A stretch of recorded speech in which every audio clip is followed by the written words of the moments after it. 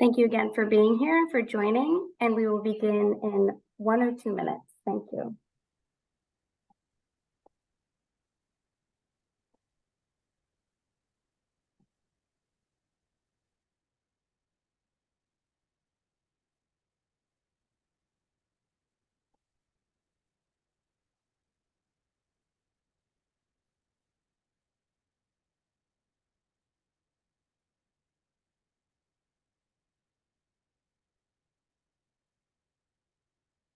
You're just joining us. Thank you for being here. This is the Natural Disaster Recovery Program for Agriculture webinar, and we will begin in 1 minute. Please settle in, and again, thank you for being here and listening in. If you have any technical issues while you're in the webinar, please feel free to use the chat.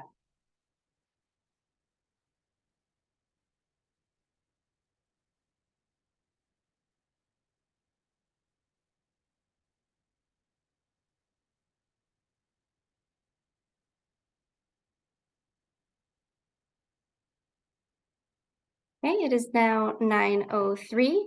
We're going to begin our presentation, and I'm going to pass it off to Commissioner Ashley Randall to provide an introduction and program background.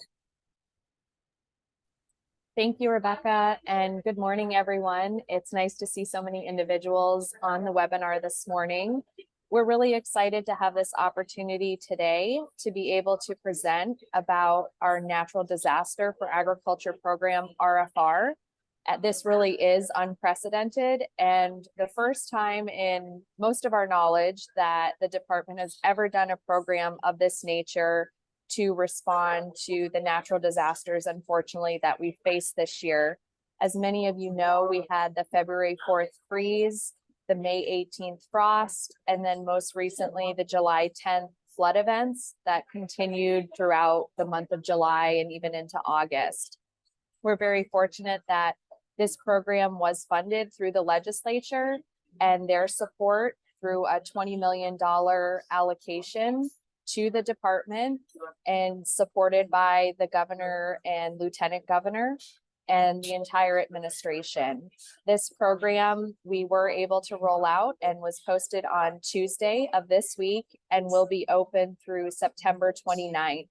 And joining me on the call today are members of the team that really helped to develop the RFR. And I'm really grateful for their support of the program, including our Deputy Commissioner and Legislative and Policy Director, Winton Pitcoff, our Director of Produce Safety and Market Access, Michael Botello, as well as Laura Mall, who's our Grants Program Coordinator. And many of you know Laura from working with her for several years at the department. She's been a tremendous lead on this program. We also have Jessica Burgess from our legal team. She's our Deputy General Counsel. And of course, Rebecca Davidson, who opened up the webinar for us, who's our Food and Climate Equity Coordinator at the department. So we really have a strong team here to support you all today. And this is an opportunity for you to ask questions. We will be providing an overview, and I'll be turning it over to Winton shortly to provide an overview of the program. And what I will say is that we may not be able to answer every question today, so there's no expectation, please, that we will be able to. But what we will be doing is compiling questions from today to develop into a frequently asked question document that we will be releasing shortly once we receive all the questions from this session. And this here is the overview of what we'll be covering in the webinar. We will be going through the application form. I know several of you have had questions, and then we'll be opening it up at the end for any questions that you may have.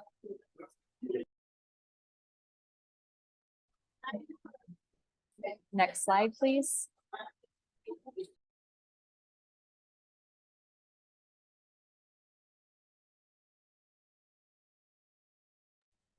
So I think that's me. Thank you, Commissioner, and good to have everybody here this morning. I'm going to walk through some of the basics of the program and then step everyone through the application process and the required spreadsheet, and then we will open it up for questions. So as the commissioner said, the program is intended to help farmers who suffered crop losses, in particular in these three natural disasters, February 3rd through 5th, when we had the deep freeze that affected stone fruit, particularly peaches, May 17th and 18th, the frost that we had after fruit set and flowers on apple trees and pears, and then obviously the rainfall and floods that happened in that second week of July that really prompted the legislature's action on this program. The program is going to cover crop losses only, so not infrastructure costs, and that's partly to make sure that we can cover as many farms as possible. Also because it's where we heard the need was the greatest, and also because there's resources elsewhere from private sector as well as from programs like FSIG that can support infrastructure. And we haven't had a program in the past that covers crop losses. So that's where we wanted to focus these resources. As the commissioner said, there's an appropriation of $20 million in total for the program. We have secured $15 million of it and are of the understanding that if demand necessitates it, we'll have access to the additional $5 million. And the other thing that I'm going to repeat throughout this is that applications are due on September 29th at 4 p.m. We will not accept late applications, and so it's really important to get applications in on time. This is not a competitive grant process, so getting something in early is not necessarily make your application better or more likely to be read early or have a better chance at it. Please don't wait till the last minute, though. The form will be taken off the web at 4 o'clock on the 29th, and so if you're partially done at that point, it's not going to be able to be considered. So please keep that in mind. Next slide, please, Rebecca. So eligible applicants are any commercial or nonprofit farm that sell products to wholesale or direct-to-consumer markets. So the emphasis there is on the selling part. Funds are not available for home gardeners through this program. It is for farms that are in the business of producing agricultural products for sale. Nonprofits or other operations that have multiple growers on the same parcel are asked to submit a single application. If for instance, an incubator type operation or an operation that has multiple people on the same parcel, we would prefer to get a single application. We cannot accept applications from multiple parties on the same parcel. And so if we receive something from the umbrella organization and then from individuals that farm there, the individual applications will not be considered. The farm must have been established prior to 2023. And farms have to have suffered at least a 15% acreage crop loss from one or more of the three natural disasters that I mentioned. And so if you have a farm that's 100 acres and you've got multiple kinds of vegetables on there, it's not that you have to have lost 15% of any particular crop on there. It's 15% of the total planted acreage. And we'll talk about that a little bit in more depth in a little bit. Next slide, please, Rebecca. Applicants have to use the online process. For folks without computers, we suggest that you check in with a local support organization or use your library. There are facilities out there and individuals that are happy to help. Often your local legislator can help steer you towards resources. The department cannot help with individual applications.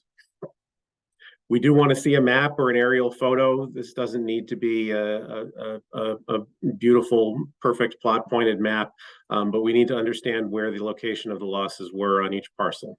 So please, that can be a hand-drawn map if necessary, but to indicate the location and the scope of the losses. If you're on land that's not your own, you do have to include a lease agreement, and we've gotten lots of questions about this. So it does not have to be a very long multi-page document. We simply need to see a written agreement that attests to who has the legal right to grow on the land this year. This is to make sure we avoid situations where we've got multiple applicants applying for relief for loss on the same parcel. So it could be a tenancy agreement, a right to operate, whatever your version of a lease agreement is, whatever your understanding is for an agreement for the use of the impacted property. And it is very important that applicants use the spreadsheet that's downloadable on the website in many places, because we wanted to make it as clear as possible, that you use that to detail your losses, and we'll show that in a little bit. Rebecca. I'm not going to read through all of these definitions. They're all there in the RFR and on the website. But I wanted to flag a couple of them. We will be using all of the data that we get from all of you who apply to calculate an average price. And we say in the application that we're reserving the right to use that average price to determine losses for applications that don't provide complete information. So at the end of this process, we will have some average prices for what folks are claiming for losses on tomatoes and on hay and on peaches. And so where we're unclear on some, if we get applications that are incomplete or that are very, very skewed one way or the other, we're obviously going to want to have conversations with folks to understand why numbers may fall outside of what we're seeing as the average, but we may use those averages for payouts on some of the applications. I'm not going to read the natural disaster dates again. I think we've heard those enough. Next slide, please. So just to dig in a little bit more on the total acreage of the operation, the total acreage is the planted acreage. That's what we're most interested in when we're determining the 15% loss. So if you have a 100-acre farm, 40 acres of it is forest, 10 acres of it is infrastructure, and 50 acres of it is planted, 15% loss is not 15 acres because you have a 100-acre farm. It's 7.5 acres because you have 50 acres of planted cropland. So that's just important to keep in mind as you're doing the math that's on the spreadsheet. Next slide, please, Rebecca. Payments. So after the application process is closed, we're going to total up all of the requests, and that total will be used to determine the percentage of loss that we'll be able to cover for all applicants based on available funds. So you see the term prorated throughout the application, and that's what that means. So if we, and these are all very rough numbers, but again, just to put it in simpler terms, if we have $80 million of applications that come in and we have $20 million to disperse, we're going to end up paying folks close to 25% for their loss in total. Again, there is the cap of $350,000. No one will get more than that, but the total awards will be calculated based upon how much money we have against what the total request was. Nope, back one more, please. So awardees will be notified and will need to submit W-9 and ACH forms so that we can process electronic transfers. And also awardees will need to sign a standard state contract in order to receive the funds. So at this point, Rebecca, if you could switch to the online form. Yep, just give me 1 second.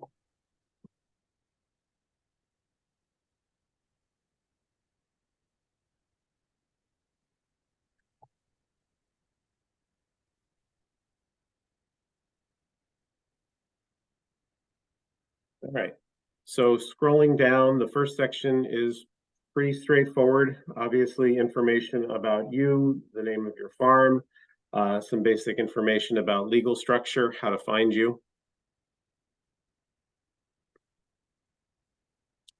The question about impacted acreage being the same as the mailing address, again, this is just so that we can do cross checks against applicants and make sure we're not getting multiple applications for relief from folks on the same parcel. Farmer is identified in Chapter 128. Just to flag that for you, what that means is that you are in the business of production, cultivation, growing, and harvesting of any agricultural, aquacultural, floricultural, or horticultural commodities. So it's pretty easy to look that up online, but the sentence I just read is really the core there. Keep on going, please. A lot of these questions, we started getting some questions from you about why these are on here. What's it going to mean? Some of them are not necessarily determinative factors in funding for us, but it's an opportunity for us to more fully understand the scope of the losses here. That's going to help us over the long run as we need to develop more resources to make sure we're targeting those resources to the right folks as we understand a little bit better who it is that lost crops through this crisis. Going down to the next section, please. We do ask about if you're getting crop insurance and if you're receiving any charitable relief or relief from private fundraisers or anything like that. We say in the RFR that we reserve the right to use that information in determining payouts. We don't know at this point. Again, a lot is going to be dependent upon demand. But please do share this information as best you can. We will have access to some of the charitable efforts as far as the resources that they've given out, but we may not have all of them. So please answer as completely as possible. In the loss details, this is just to get some basic information about practices, management practices on your farms.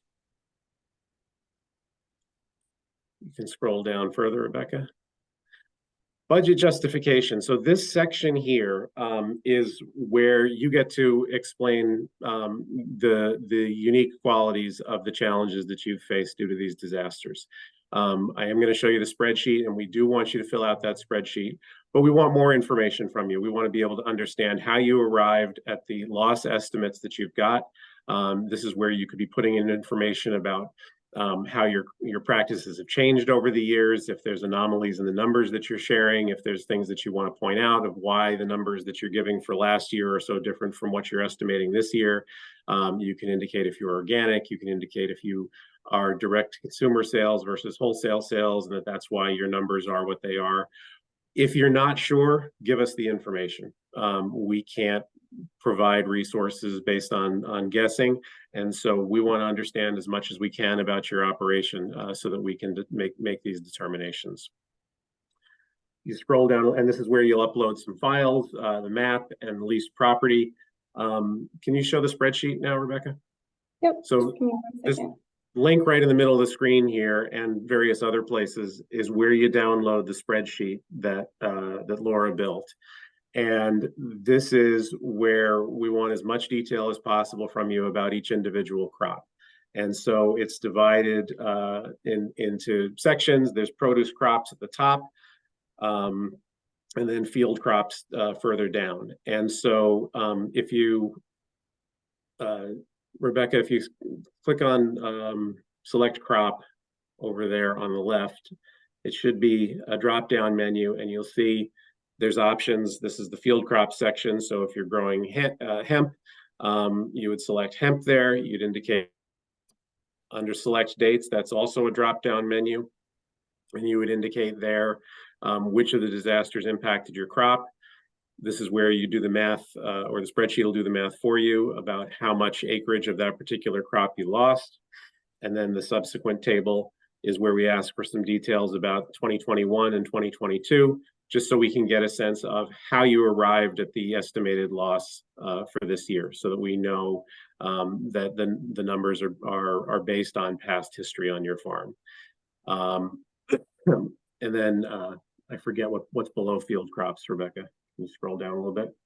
Oh, right. This is where hay and forage information would get entered. And then all the way at the bottom is the total up numbers and where you would enter any information about relief funding that you've received from other sources. And there's the grand total will total up by itself, and then the total requested from MDAR is a number that you get to determine. And so if you've lost $100,000 worth of crops, but you can decide how much you're requesting from us. It should not be more than the amount that your loss is. And obviously it's a maximum of $350,000 per submission. And the department will make ultimate determinations upon how much we're able to fund for each farm. But again, that number is very helpful for us in aggregate to be able to make the case and show that the program had significant demand. And so we'll be adding up all those numbers to arrive at a total at the end of the program. Sorry, Rebecca, can you jump back to the webpage?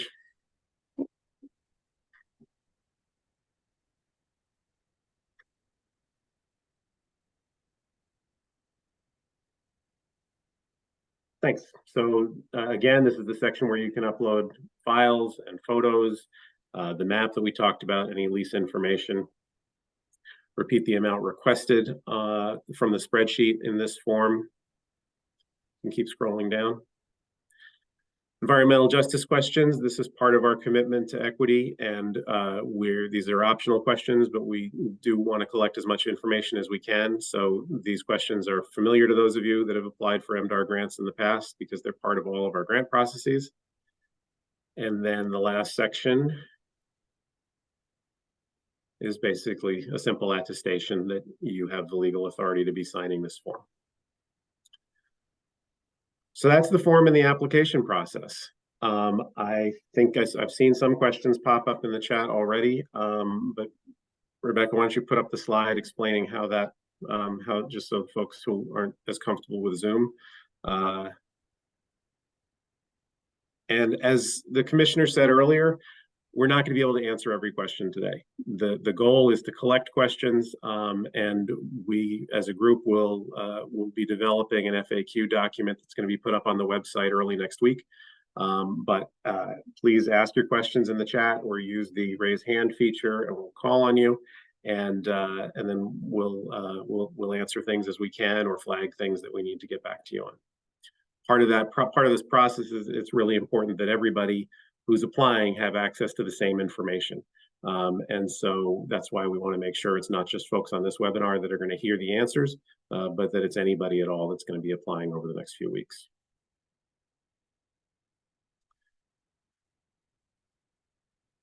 Some questions about hay, and we did clarify that hay is eligible. Yeah, so we can move to a few questions that were put in the chat window. So we'll start with Jeremy. You had a question on how acreage loss would be calculated for a scenario where an apple grower with 10 acres has a 25% crop. I'm trying to understand how you frame that. Perhaps all 10 acres were impacted. Laura, do you want to give a stab at answering that? I think you just want to equate it to acreage. So if you lost, 50% of your yield on all of your acreage, that would equal to 50% of your total acreage for that, if that makes sense to people. And Jeremy, I've allowed you to unmute yourself if you have a follow-up question or you want to clarify. Sure. Thank you. Can you hear me? Absolutely. Yes. Yeah, thank you very much. So just in the scenario, thinking about perennial crops like apples, blueberries, other things like that, I'm in New Hampshire and a lot of our growers are, they're working off of a percentage of their average crop, to determine kind of what their crop is and what their estimated loss is. So, and we're trying to figure out how a program like this could work in New Hampshire. And so that's where I'm asking for a grower in that situation where, say we have 10 acres, just trying to figure out how they that in a scenario like you all have laid out. Perfect. Thank you, Jeremy. Moving on to the next question. So Deanna Elliott is asking if there's a 15% minimum loss based on total acres in production, or is it a 15% minimum loss on an individual crop? And the example she gives is if you grow 60 acres of produce total, but only 30 acres of sweet corn and lost 15% of your sweet corn, which comes out to about 4.5 acres, is that an eligible loss?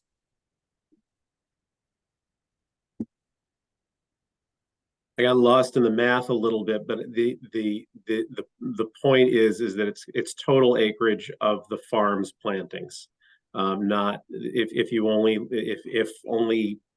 15% of your farm is sweet corn and you lost all of it, you lost 100% of your sweet corn and 15% of your farm, and that's eligible.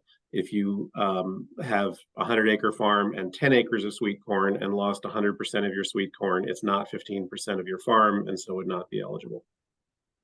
Perfect. Deanna, you've been unmuted if you want to ask a clarifying question or any further comments. I'm good. Thank you. That clarifies it for me. Appreciate it. Okay, absolutely, Deanna. So moving on, Margaret Christie from CISA. Margaret, how are you this morning? She's asking a question if a grower produces, for example, both tomatoes included in that drop-down list, and mixed vegetables, can they include the tomato loss in the mixed vegetable category? Or do they have to pull out any crops that have a line of their own? So I think I can answer that.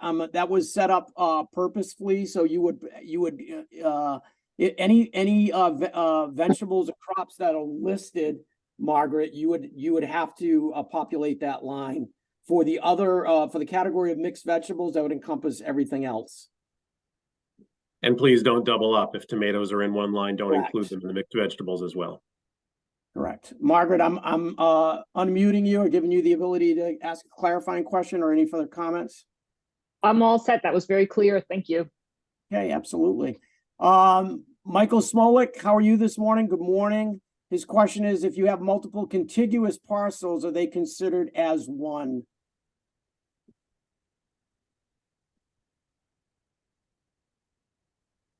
I would think so. I mean, we want to see just a single application. So if they're all your parcels, I think so, yes.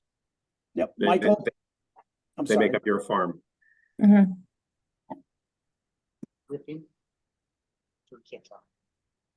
Hang on, Michael. I'm trying to find you. There you are. Okay, please, you're unmuted. Michael, any further questions or comments? Yes. For federal crop insurance, both NAP and RCIS, we don't necessarily get payments. It's very variable. It could be the middle of next year. It could be the end of this year. How do we factor that in? We've had this question a few times now, and if you could just note that you have applied and give us as much information as possible that you know at this time. If you don't have the amounts, that's okay, but just please list it in the justification and provide as much information that you have when you submit. Sure. And the last question, I know when I was on the FSA State Committee, we ran into this all the time.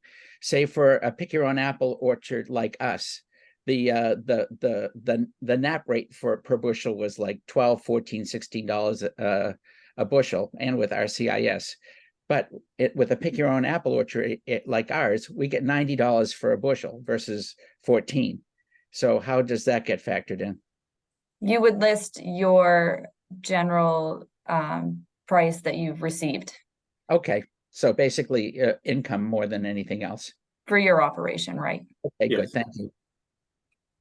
And again, Michael, please explain that as much as possible in the justification. We want to understand. I mean, we're familiar with your farm, obviously, but there's Sure. a lot of applications we're going to get from folks who haven't. So please Sure. explain so that we understand why you came to the determination about the value of your loss as in the way that you did.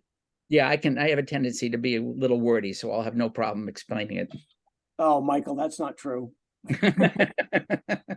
Market channels were obviously a huge consideration in the formation of this, so just list how you market your product, and we will note that in our database as we calculate everything. That's great. Hey, your answers have been crisp and clear and to the point, and very much appreciated. Thank you, Michael. Thank you. Moving on to the next question, Sonia Pyle. What specifically are you looking for in the question? What cultivation practices have and will be employed on damaged crop acreage? Laura, you want to take a stab at that? That's just for informational purposes. If you can just fill it out to the best of your ability, and answer that. If you don't have any cultivation practices on the destroyed crop, then you can note that too, but we're just looking for information on how things have been handled since the incidences occurred. Yeah, again, this is to help us explain what the landscape looks like and to help us think about how we can be better prepared for future disasters. For instance, if you've planted cover crops as soon as the disaster hit, that would be good information for us to have. Sonia, you're unmuted. Sonia, do you have any further questions or clarifications? I guess not. So we'll move on. Josh Reitzma. Josh, how are you? I haven't seen you for quite some time. His question is shellfish aquaculture eligible? Certain shellfish farms had significant losses due to the February freeze. I'll reiterate what I said earlier, that aquaculture is listed in chapter 128. Let us do a little bit more thinking about that, Josh, to make sure that we're giving you an accurate answer. It'll be in the FAQs that we put online next week.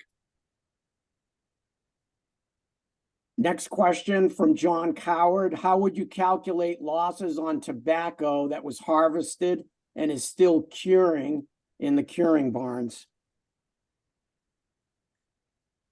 We can fund things where we know that there's a calculable loss.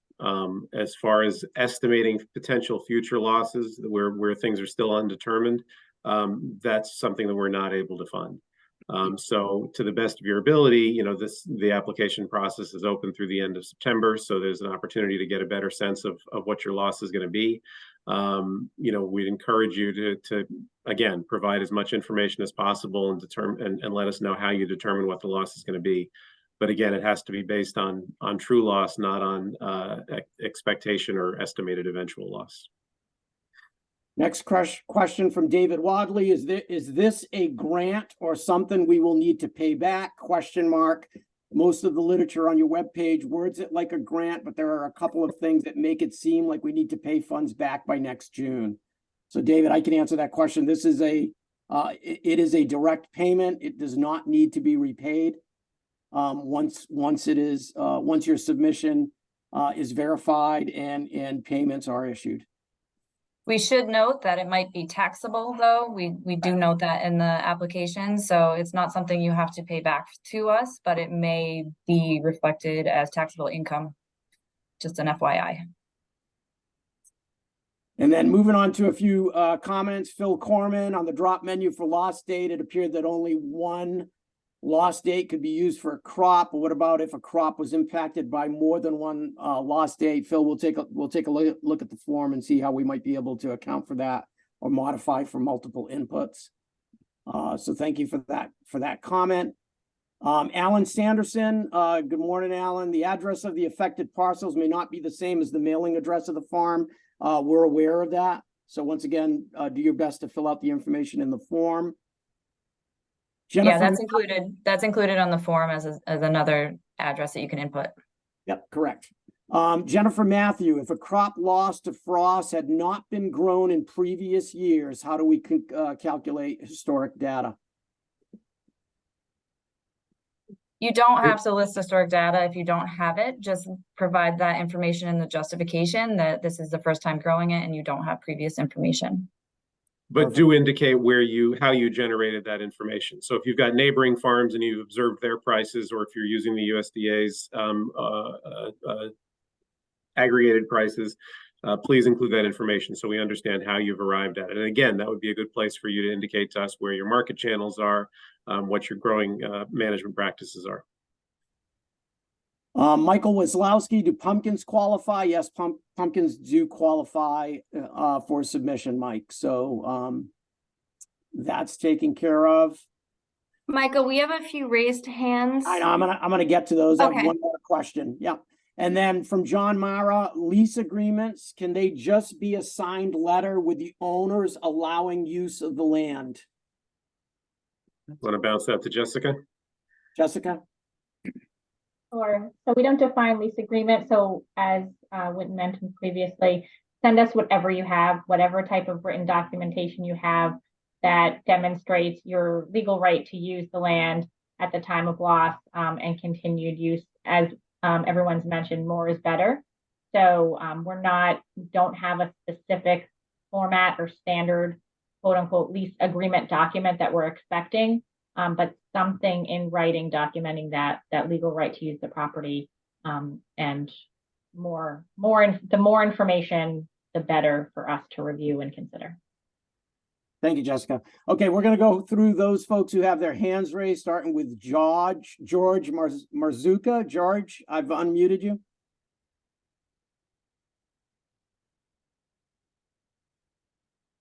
Hi. If approved, when will the funds be available? That's going to depend somewhat upon the amount of applications that we get and the time that it takes us to go through all of them. We said on the RFR page that we're hoping to make payments in November. And we're going to try to stick to that as closely as we can. Thanks. Moving on, Robert Schrader, you have your hand raised. I'm unmuting you. Go ahead.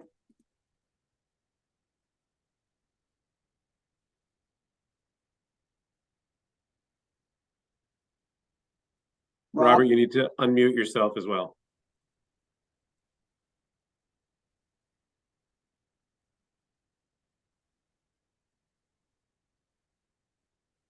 Okay, so we'll move on. Aaron Clark, you had your hand raised. I'm allowing you to unmute yourself.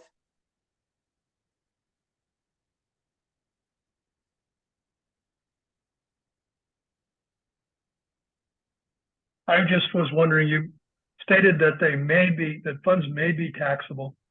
Can you think of a situation where they wouldn't be taxable? We can't, we would refer you to your accountant or your tax professional on something like that.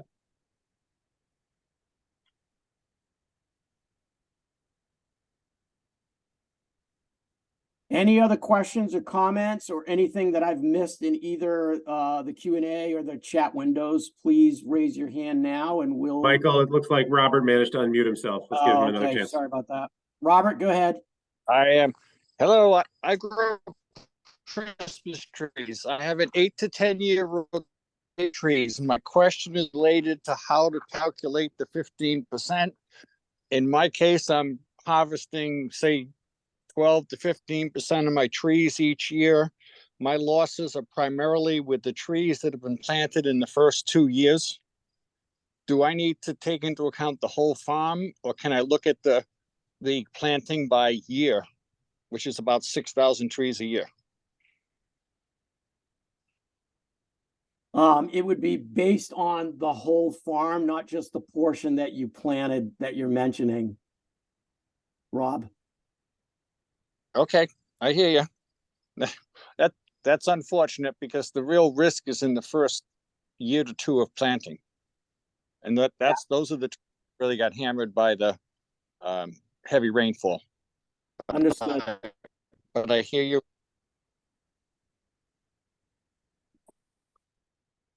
Mike Smolak, you put your hand up again after you spoke. It may have been to just clarify. I saw in the chat as well, you said you meant to say non-contiguous rather than contiguous. Again, it's your farming operation, so it would be the amount of planted acreage on your entire farm. Is that what you were looking for?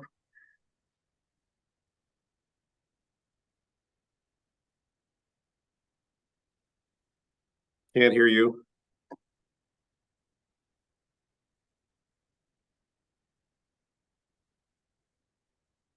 All right, let us know if you've got further questions. He just posted in the chat, no, so I think he's all set. And then we have an anonymous attendee who just put in the Q&A wondering if the entirety of the funds is potentially taxable. Would it be the interest on the funds as it was with funds like ERTC funds?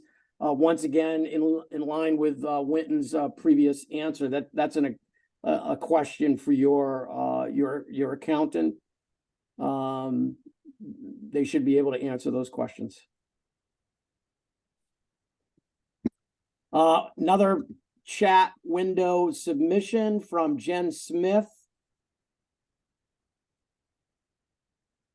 What certainty is there that the funding will be able to be dispersed in 2023? Since it's taxable, the timing will be important for farmers planning. And Jen, once again, in line with the previous response, our plan is to have payments going out in November and hopefully completed by that time.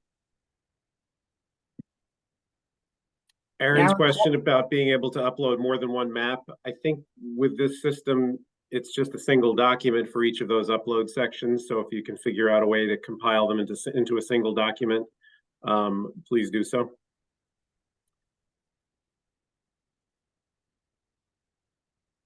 And Michael Smolak, if you still want to talk, you have the ability to unmute yourself. Yeah, I did. I think I did. Okay. Can you hear me? Yep. Yeah, We got you. Going back to the questions about cultivation and cultivation practices, when we dealt with this with FSA, there would be people who would come in and try and make claim on a piece of property that they did absolutely nothing on. So the fact that you do cultivation practices show that you're actually farming and not trying to scam. Thank you, Michael, for that comment. Welcome.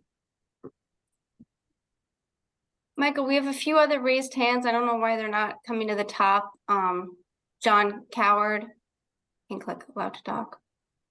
John, go ahead. I think we tried this before. Yeah, one of my questions is our farm spans 2 states. Do we have to calculate in the acreage from the other state? Jessica? Only Massachusetts. Massachusetts is what is eligible, but this is something we can take back and discuss to see the best guidance. So should we ignore I guess what my real question is, should I ignore I'm on the state line in Connecticut and Mass. So should I ignore my Connecticut acreage for the 15% loss?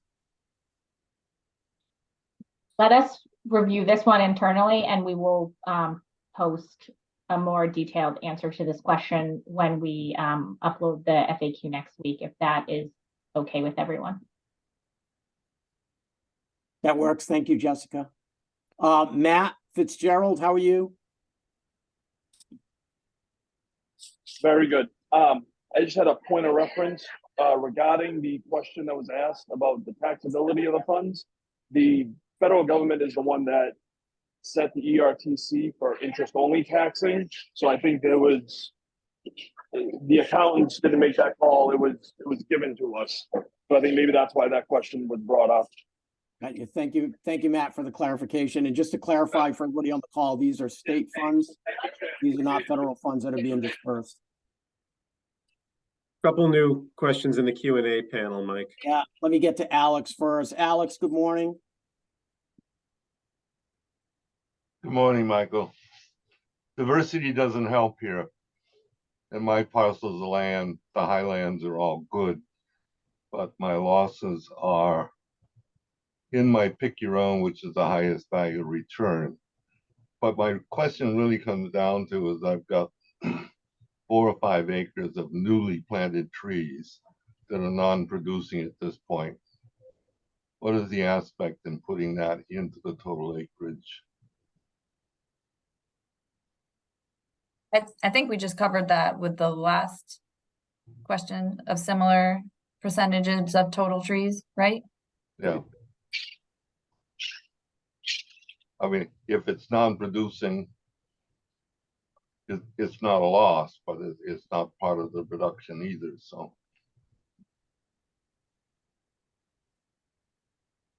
Let us think about this one, Alex, and get back to you on that, because it is intended to be about losses explicitly for this year's crops. And so we have to think about where new starts would come into that. Got 2 more questions in the chat. We'll start with Aaron first. Joe, I'm going to get back to you. So Aaron, if you have farms in multiple towns, you're considering all the acreage of the whole operation. The answer to that is yes, that's correct. So it would be everything that you're farming, you have under production, even if the acreage is disparate. Joe, Joe's question is, as a cranberry farmer, I mean, this has to do with the 29th deadline and the fact that cranberry harvest will probably happen post deadline. So it's hard to discern sort of what his actual loss is going to be. Laura, do you want to answer that one? It's my understanding, and people can correct me if I'm wrong, but we can't pay for any future anticipated yield lost. If you have specific acreage that you're seeing that is probably going to get no crop on it, then I think you could, estimate that yield from previous yields and submit for that. But in total yield over your entire acreage as like an estimate moving forward, I don't think we'd be able to consider that at this time. That's accurate. Okay. Any other questions? I don't see anything else in the chat. Oh, I'm lying. Steve Novak. Do cut flowers grown for direct cut flower sales qualify? Floriculture is included in chapter 128, so do include flowers in your application, yes. Also in the chat is a question from Margaret. I think you were requiring that losses be calculated by acre to meet the 15% loss requirement, but can you confirm that farmers cannot meet that bar based on losses by dollar value? That's correct. We need to see that 15% of a farm's acreage was impacted. If it's 10% of a farm, but it was only their high value crops, and so it's more than 15% of their total potential revenue, they wouldn't qualify. One more in the Q&A from Aaron, Michael. Okay. No, we did that one. Oh, we did that one. Oh, I did that one. Yeah. Yep. I think we're caught up, at least with both windows here. Margaret was the last one. I think we just answered that. Any other questions? Any other commentary? Please do raise your hand or use the Q&A or chat windows. And as you can see on your screen there, until 4 o'clock today, we will take questions to the MDAR grants at mass.gov email address. Oops. Matt, I just muted you. Were you just talking in the background, or were you did you have something to ask? No, I'm sorry. I thought I had been put back on mute. I was talking. Yeah, no problem. No problem. So just once more, we can take email questions until 4 o'clock today. And we'll be working on putting together an FAQ document that'll be on the website, on the grant website by early next week to answer these questions. Oh, we got another question about drop down for low blue blueberries. We just have a drop down for berries, but you can submit in the justification that information if it's not accurately covering what you're trying to tell us. Okay. And with that, I'll just say thank you all for participating this morning. This is a new process for us, as you all know, and so we are constantly looking to learn from all of you about how we could be most effective in getting resources out to you where they're needed. Please send us questions as you've got them. And unless there's anything else, I'm seeing some thank yous in the chat. I don't think we need to respond to every one of those. Just one note that questions should go not to me, to MDAR grants at mass.gov, so we can compile those and answer those on a formal document. That's just my last note. And then there was, I think, one other. Did you get the fallow or cover cropped land question? I just see it. Yeah, it's fallow or cover crop land count in the land calculation. Yes, it's planted acreage, right? So fallow would not. No, and cover crop wouldn't be. There's no commercial cash value to that unless I'm schooled otherwise. So,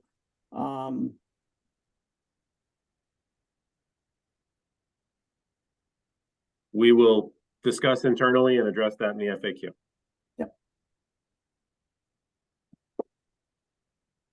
Okay, turn it back over to you, Rebecca, for any final comments, and then we can, I guess, close out. Yeah, no, that's everything. Thank you all so much for attending this morning's session. Again, you have the email where to send any additional questions. We'll be posting an FAQ. There was a question about translation. We will be translating the FAQ and the RFR into Spanish. Any other language needs can be addressed to me, and I can put my email in the chat, and I'll pass it off to Winton for closing words. I think I did that already too. So thank you all very much, and we'll look forward to reading your applications. Thank you all.